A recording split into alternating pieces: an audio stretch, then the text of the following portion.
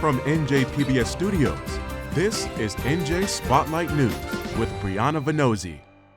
Hello and thanks for joining us tonight. I'm Joanna Gagis in for Brianna Venozzi. A few stories we'll get into later in the broadcast. ICE enforcement activity ramped up across the state over the weekend. We'll take you to Hudson County with reaction from officials and the community. Then the fight over Homeland Security funding leads to a partial federal government shutdown. We'll get you the latest from Washington. And later, controversy over the state takeover of the Lakewood schools and why education officials there are pushing back against it. But first, the Senate Judiciary Committee held an hours-long hearing today in the approval process for two of Governor Mikey Sherrill's cabinet nominees, Aaron Binder for treasurer and Jen Davenport, Sherrill's pick to be New Jersey's attorney general. The majority of the hearing focused on Davenport and how she'd lead the state on a range of issues, things like the cannabis industry and the sale of illegal products, her oversight of ELEC, the Election Law Enforcement Commission, and how she'd ensure public trust. At one point during the hearing, Davenport said she'd take a close look at the Office of Public Integrity and Accountability. But with so much focus on immigration policy in New Jersey and the nation, it's no surprise that senators from both parties grilled Davenport on how she'd handle the Immigrant Trust Directive, a policy that limits how New Jersey police can participate with federal immigration authorities. Davenport said she would uphold it as it's written currently.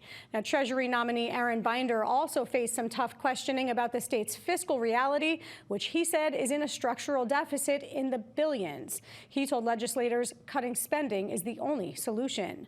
Both nominees passed the Senate Judiciary Committee with unanimous approval. Their nominations now go to a full Senate vote. A coalition of 27 towns have been fighting against the state's affordable housing mandates in the courts, but on Friday they were dealt yet another blow when they lost their third appeal to strike down the 2024 affordable housing law. This third attempt in the Third Circuit Court of Appeals was consistent with the previous two that found the law couldn't be overturned because it followed the mandates outlined in New Jersey Supreme Court's Mount Laurel decision. And that requires each municipality to build its fair share of affordable housing units. Now, with a coalition of towns known as Local Leaders for Responsible Planning have argued that the formula used to calculate their fair share is unconstitutional, and they say the law creates unfunded mandates for municipalities.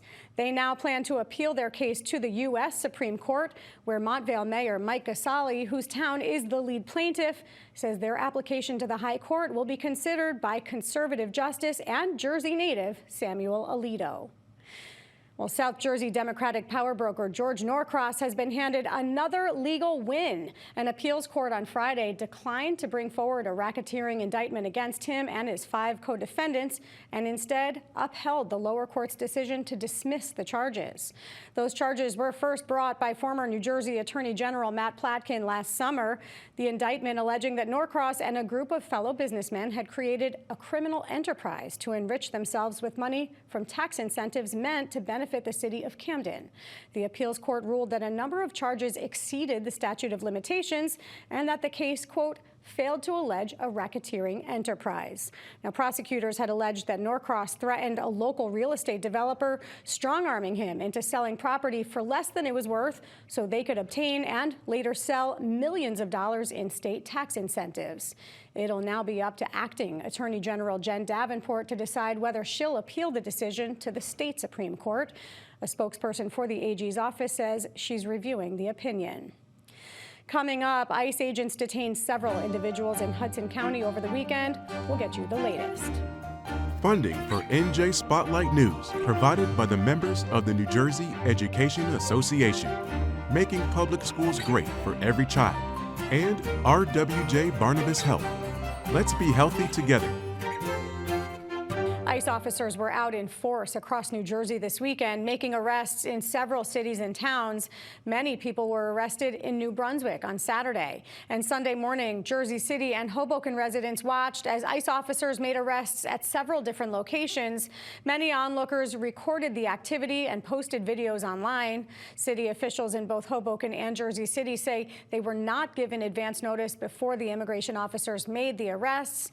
Last month, both Jersey City and Hudson County County issued executive orders barring federal immigration officers from staging raids on city and county property. And as Raven Santana reports, those officials have been educating residents about their rights if they're confronted by ICE officers. Listen, there's nothing that you're going to say that's going to prevent us from doing our job. Just letting you know. So you're wasting your time. You're wasting your time. What is your job? No, we're ICE. Okay, clearly we're marked. All right. This cell phone video captured Sunday morning at the 9th Street light rail station in Jersey City shows immigration enforcement officers detaining a man as commuters look on. You can continue talking, but we're not going to answer any questions. So just stay there. You can observe. You can do whatever you want. Just don't interfere. In this video, recorded by Jersey City Councilman Jake Efros, an officer identifying himself as ICE, his face covered by a mask, tells Efros they do not need a warrant to make the arrest. I'm not going to tell you anything else. Do you have a warrant? We don't need a warrant, bro. Stop getting that in your head. That's it. Federal immigration officers carried out enforcement actions in several areas across Hudson County, including near the 9th Street light rail station, Central Avenue, and South Street in the Heights, and in Hoboken. Another encounter at the same rail station was recorded by an observer. Come on, go get a job. Come on. I'm on my way to work. So go to work. Jesus Christ. Hell no. I'm letting you right now. If you come any near me, I'm letting you know right now. I am allowed to keep You're not following allowed you. to. Whoa. The activity comes just days after Jersey City and Hudson County issued executive orders barring federal immigration authorities from using city or county property to stage enforcement actions. A couple of key messages. First, we condemn what we saw. The videos are disturbing and they show what appears to just be people on their way to work being detained. That makes us less safe. Nearly 200 people packed an emergency nighttime meeting in Hoboken to learn about their rights if ICE is in their community. Officials in both Hoboken and Jersey City have been speaking out about the incidents. When we were on the elevator together, because I followed them onto the elevator, 2 other men got off who were not ICE agents. Some of the ICE agents followed one of them, who turned out to be a U.S. citizen. They just profiled him. And then they followed the other man, who they did end up arresting. So clearly they are not looking for someone who has some criminal record that they're trying to investigate. They just want to detain and deport people who they deem are non-citizens. At any point, were you even concerned for your own life? Yeah, of course. It was in my head. What just happened to Renee Good and Alex Pretty. The arrests follow news of an internal memo from the U.S. Department of Homeland Security that expands the authority of immigration agents.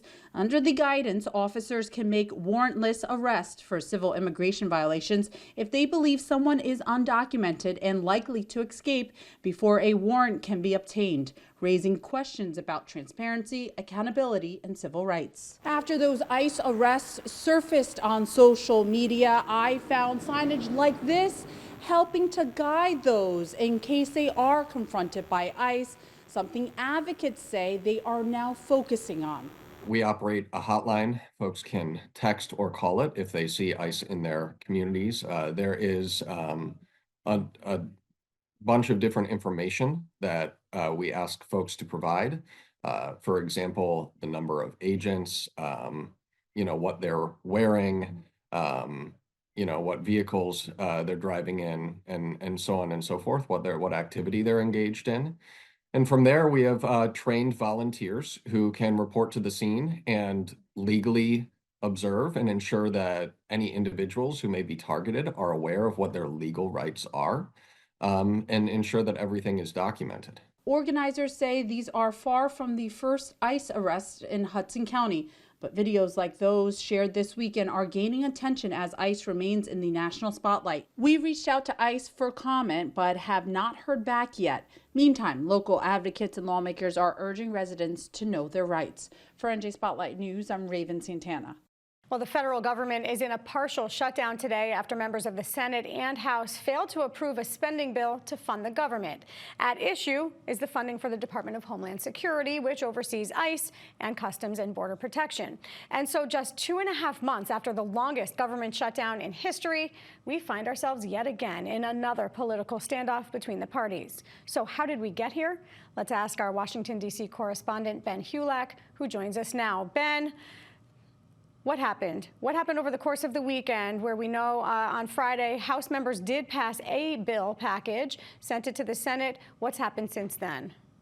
Right. So the Senate actually moved most recently. They passed at issue, essentially, I'll back up a little. At issue is 6 different bills to fund the government. Congress every year has to pass 12 bills. They have passed 6 of them all the way through September. Now they're down to 6 more. And really, one is the problematic bill in the eyes of this Congress, and that's the bill to fund the Department of Homeland Security, which includes ICE and CBP, as you mentioned. So what Democrats want is big reforms to ICE and CBP, and Republicans are not caving on that. What happened late last week was the Senate passed a short-term measure to keep the Department of Homeland Security running for 2 weeks while Congress negotiates, and then clear the rest of the 5 bills that are still in the wind and punt them back to the House. The House will take them up as soon as tomorrow, but passage at this point is unclear, and the bill at this point is already getting some blowback from the left wing of the Democratic Party and the right wing of the Republican Party. So Mike Johnson here in the House rather, who has to shepherd this thing to passage, will have to win some Democratic votes most likely. Yeah, and we've seen a lot of pushback from Republican members of the House who said, look, we did our job. We passed this package of bills. We sent them to the Senate. We're not going to be forced by Democrats in the Senate to give these concessions, which one of them, like you said, is splitting off the funding for that bill. But Speaker Johnson has said that he's confident he can get this vote passed by tomorrow. How's he going to do that? At this point, it looks like he will have to rely on some sort of outreach from Democrats, because the House Freedom Caucus, this hard right sort of bloc of Republicans in the House who are notoriously anti-spending, anti-government voters, they at this point are against it. And a handful of members who are Democrats on the Homeland Security Committee, including LaMonica McIver, a Democratic congresswoman who represents Newark, came out with a letter just a little bit ago saying, we will not vote for anything, including the package that does not include DHS money, without dramatic reforms to DHS. And they want to claw money back. They want to rewrite the agency overall. Part of their point, and this has been missed by a lot of the public and reporters like me, ICE and CBP are funded through the rest of the Trump administration. That was what happened. That was one line item, a few line items, but that was a big element of the big budget law that went into effect last summer. So even if Congress, in theory, were to strip out all DHS funding right now, the agency is still running on a bunch of money through 2029. So Ben, in your take, your analysis of this, how much of it is actually grandstanding by Democrats who, of course, want to appeal to their base and are getting a lot of calls from voters saying defund ICE now? Is this all grandstanding? I don't know about grandstanding. I think if you talk to members who are on the committee that oversees DHS, they will readily know that DHS has been funded through the next 4 years, as I mentioned. A lot of it is politically impractical, right? This will not happen. Congress will not be able to defund this broad agency without help from Republicans, which simply won't happen. And of course, the president would have to sign such a bill into law. Democrats also want to impeach and convict and remove Kristi Noem, the head of DHS, from her office as Secretary of DHS. That also won't happen in this 119th Congress. So that's certainly, maybe not grandstanding, I don't know, political gamesmanship perhaps, but functionally, of course, it could happen, but in this political environment, no way. Yeah, you mentioned the impeachment potentially of Secretary Kristi Noem. What are you hearing from New Jersey's delegation in terms of support or opposition to that? So the signatures are rolling in to impeach her. I talked with Bonnie Watson Coleman, sort of the liberal lion of the delegation for many years. And her sense was she signed on right after the second shooting, the second killing in Minnesota last weekend. And her sense was the administration might be trying to tell us not to believe our eyes, but I believe my eyes. And this is an agency that needs to be reformed. At this point, and these are probably numbers that will change. I believe every Democratic member from New Jersey, except for Herb Conway, has signed on. That includes Josh Gottheimer, who's typically a lot more closely aligned with law enforcement. So this is something that will soon, I would bet every Democratic House member will have signed on. And some members who voted recently to give ICE more funding have walked that back. Just across the other side of the Hudson River on Long Island, Tom Suozzi, a Blue Dog Democrat, as Blue Dogs come, voted recently for more DHS funding, and then after the shootings in Minnesota said, you know what, folks, I got it wrong, and this is an agency that needs to be reined in. Just help us understand, Ben, we are in a partial government shutdown. What does that actually mean? In the sort of week, rough period, I would say it doesn't mean a whole lot to the average person. The agencies that could lose that at this point are in sort of a limbo, funding limbo, are the Pentagon, and then federal agencies for labor, education, health programs, health services. But beyond that, the longer this drags on, as folks know from the fall, that's when really the real life consequences kick in. People start losing paychecks and being furloughed. At this point, we're not nearly there. And it looks like at this point, Congress can dig itself out of this funding hole. You say as long as this drags on, how much longer do they have before we start seeing those furloughs, before people start feeling it in their pocketbooks? I haven't looked at like a congressional sort of layoff chart at this point, but thinking back to the fall, it was several weeks before people really started missing paychecks in the military, in the federal government, and the workforce started feeling it. It's a while. We'll be watching. Ben Hulack in Washington, D.C. for us. Thank you. Of course. After a decade of financial turmoil and legal battles over state funding, New Jersey's Department of Education has moved to take control of the Lakewood School District. But Lakewood school administrators are pushing back, calling a state takeover unnecessary and unfair, even after troubling data has come to light around the district's fiscal management and chronic absenteeism among students. Our education and child welfare reporter Catherine Carrera has been digging into this story, and she joins us now for more. Kat, great to see you. What steps can you tell us has the state taken right now to seize control of the Lakewood School District? Yeah, well, they have filed an order to show cause, which is required in the procedure of a state taking or New Jersey taking over or intervening fully on a school district. So now it's up to the Lakewood Board of Education to respond to that order to show cause, and they can challenge it or they can go along with it, and they're choosing to challenge it. And so that means that they're going to provide reasons within the Department of Education's Office of Administrative Law, reasons that show that the state intervention is not warranted, as they said. And we know they have until March 5th to do so. Let's talk a little bit about what some of the state's concerns are in the district. And before we actually do that, I want to just set up, this is a really unique district. Lakewood has a lot of students who are transported out of the district every day. First, just let's break down the financials and what district officials are dealing with in terms of how they manage that financially. Yeah, they argue that this is not a financial mismanagement situation and that it's a structural revenue case, in that the majority of the students in Lakewood go to private schools, about 50,000 do. And so the district is mandated by state law to cover the cost of transportation and also cover the cost of tuition for special education students who are transferred out of district. And so the majority of the students fall under that. And so that kind of causes this imbalance, they say, within their budget of annually, it's about $300 million school budget. And so who's left in the public school district is about 5,000 students.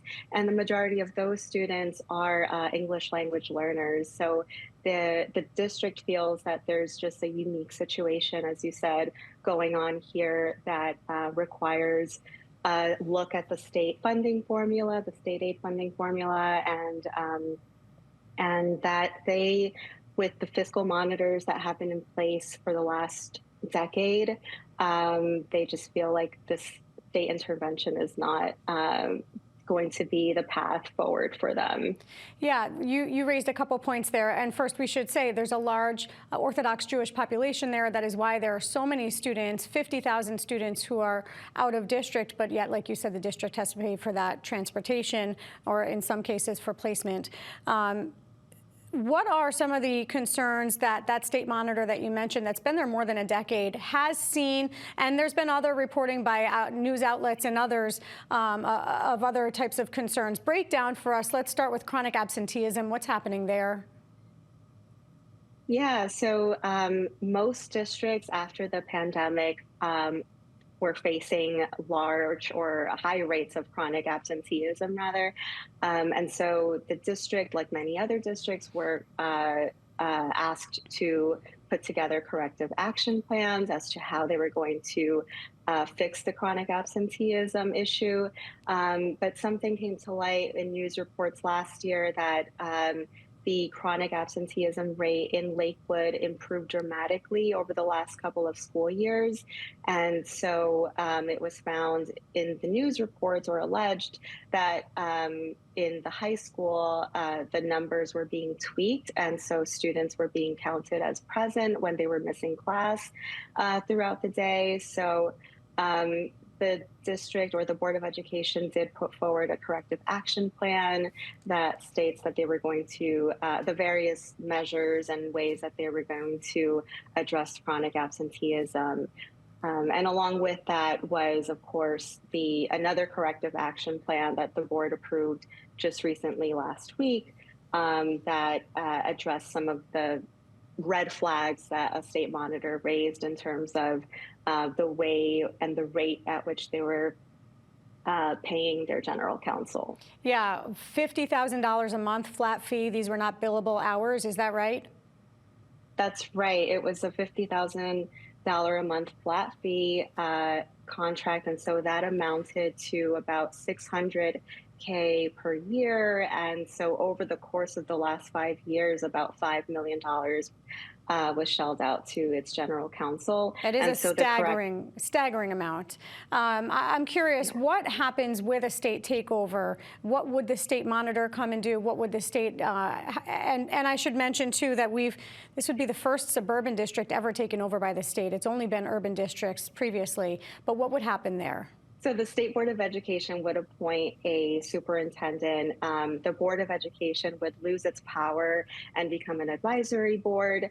The State Board would also seize control of contracts, finances, and determining staffing, curriculum, basically all the duties that the local board typically has. I just have to ask, with a state monitor in place, with the state in control, do you think that some of the challenges and some of the issues that Lakewood says they've been trying to manage would actually come to light in a way that could produce results for the district? I'm very curious to see what happens here. The Board of Education, they're challenging this state intervention, but they also say that they're willing to work with the state because they also feel the strain of this imbalance in the budget every year. And so they have actually taken out state loans to help fill the gaps that they see annually in their budget. So it remains to be seen. It sure does. But thank you for your reporting, Kat Carrera. Great job with this. Thank you. Thank you. And finally, today is Groundhog Day. And if you're hoping for a sign that this frigid winter could end soon, I got some bad news for you. The Turtleback Zoo's resident groundhog, Lady Edwina of Essex County, saw her shadow. So did Pennsylvania's Punxsutawney Phil, predicting we're going to have 6 more weeks of winter. And joining the ranks of New Jersey's animal forecasters today is a little eastern box turtle named Tomothy, who today made his first ever prediction at the Edelman Fossil Park and Museum at Rowan University. And yep, he said it too. 6 more weeks of winter. But there was one outlier in the group, a groundhog at the Space Farm Zoo and Museum in Sussex County who did not see his shadow. But it seems the animal consensus is that you should keep that winter gear handy because winter is here to stay. That's going to do it for us tonight. I'm Joanna Gagis for the entire team here at NJ Spotlight News. Thanks for watching. We'll see you right back here tomorrow. NJM Insurance Group, serving the insurance needs of residents and businesses for more than 100 years. NJM Insurance Group has been serving New Jersey businesses for over a century. As part of the Garden State, we help companies keep their vehicles on the road, employees on the job, and projects on track. Working to protect employees from illness and injury, to keep goods and services moving across the state. We're proud to be part of New Jersey. NJM, we've got New Jersey covered. Have some water. Look at these kids. How are you? What do you see? I see myself. I became an ESL teacher to give my students what I wanted when I came to this country. The opportunity to learn, to dream, to achieve, a chance to belong and to be an American. My name is Julia Toriani Crumpton, and I'm proud to be an NJEA member.